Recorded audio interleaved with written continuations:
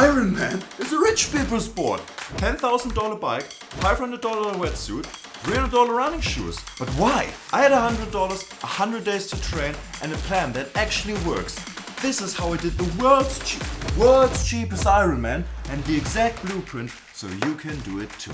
We are going to dissect the project Ironman into the 3 sports, and I'll give out points for how important each item is. I'll show you how I did it and exactly what you need to actually set yourself up for becoming an Ironman. Because nothing pisses me off worse than someone being, here's how to do a budget Ironman, and then start out with, here, buy a fucking $500 wetsuit, and still at the end of it end up with $5,000 worth of kit.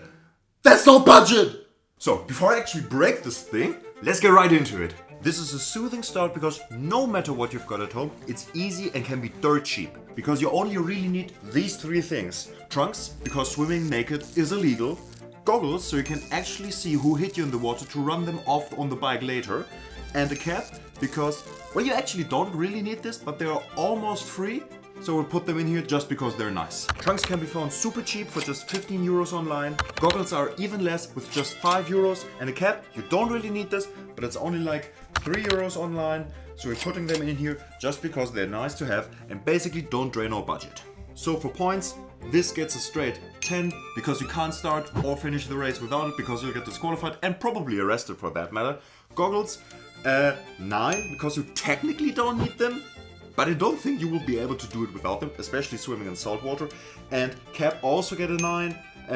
They're not quite as useful for it, but they're basically free. I know you're thinking, what about a wetsuit? That will be a grand total of 0 euros because you won't be buying it.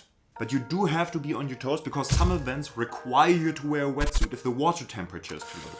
So be on your toes and pay attention to this. You might need a backup plan. Honestly, I just rolled the dice and got lucky with it. Go on the Ironman website, they usually state the average water temperatures for the race. You'll be tough enough and just have to deal with the cold. You will freeze your ass off, but you won't freeze your ass off forever.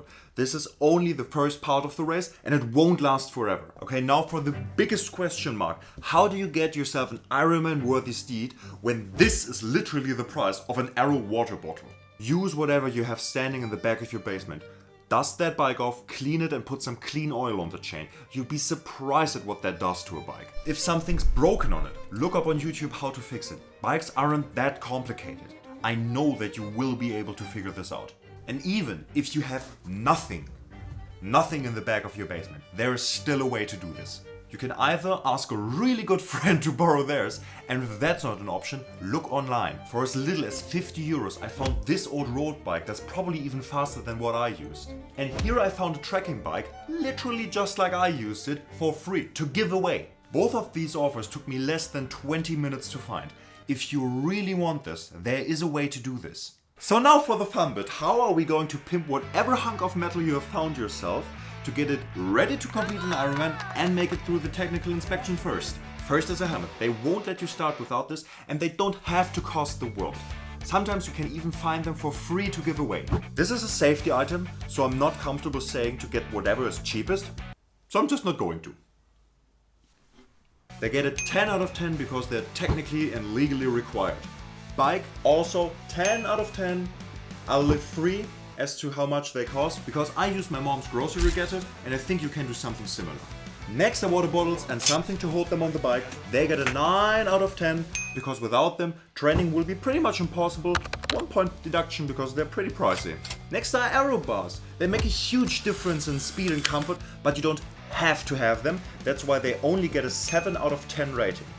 They will make you faster, but they won't make you finish. Fast tires will also make a big difference, but they're not mandatory and pretty pricey, so they only get a 6 out of 10 rating. Bonus tip for this, if you've got a really beat up bike and you need to replace the tires on it anyways, check if buying the cheapest thing on the internet is actually the cheapest thing. Sometimes you can find amazing sales and just with 10 euros more compared to the cheapest offers out there, you can find yourself a really nice pair of road bike tires. Next on the list is kit. Dig through your basement and use literally anything there. I went into my grandma's basement and dug out 40-year-old riding kit from my uncle. Was it great? No, my ass was in pieces every time I swung my leg over a bike, but it was for free, so it's good enough. So this gets a 10 out of 10, because I'm pretty sure you'll be able to source this stuff, and again, illegal to ride naked. And at the end, the cherry on top is the run. This is actually the easiest of the three, I think, because there's only one piece of kit. Shoes. This will be super individual. I had these laying around in my room. They're super old, they're bunged up, they have holes in them where I can stick my finger through. But they were good enough. If you have nothing, again, scavenge the internet. There are great deals on used running shoes. If you're new to this, I would suggest something with a lot of cushion, and if you can, something with stability. But this is not mandatory. Use and get your hands on whatever you can get. Don't buy some carbon running shoes. They're not worth it for you right now. To give you an idea how all of this will look if you implement it, I'll just give you me as an example. I did the swim for 20 euros total because my mom gifted me both cap and goggles. Thanks for that, Mom.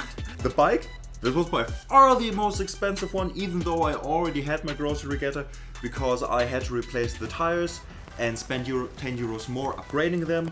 The aero bars I saved a lot because I could borrow them from my brother. Thanks, bro. And for the kit, I just scavenged my grandma's house. What can I say, man? Bottle holders, that one hurt a bit, but I needed these. These were a great investment. And with the shoes, I got lucky. What can I say? I already had them in my room, so of course I used them. And now for the secret bonus points at the end. Should you get this fancy triathlon kit? Tri-suit? No, just don't get it. It will take long in transition, but that's all there's to it. Garmin watch to determine your heart rate. Also, no, just get your smartphone out, put the stopwatch on and count your heartbeat. Count for 15 seconds and just multiply however many beats that is by 4. Then you know how many beats per minute you've got. It's not pretty, but it works just the same. And what about this one? Power meters? Hell no, they are so expensive. I suggest you get yourself a flat piece of road and then you spend a lot of time on that bitch. Eventually you will figure out in what gears you have to push how hard to sustain a certain cadence. Let's say you have 8 gears on your bike. You will know, for example, that you can cruise in gear 6, chill in gear 5 and push on gear 7, and that gear 8 is probably just for downhill. That is how you can also gauge your effort, because it gives you a great idea of how hard you're pushing, and you will save 500 euros or something like that. At the end, I want to say, please, to save money, use whatever you have, reuse things, borrow things.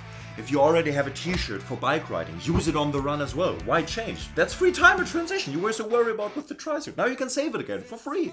If you made it this far, thank you so much for listening. And I hope that if the dream of becoming an Ironman is burning in you, that it's a little hotter now. If you want to do this, there is a way. If you need help or advice, just write your questions in the comments or DM me on Instagram.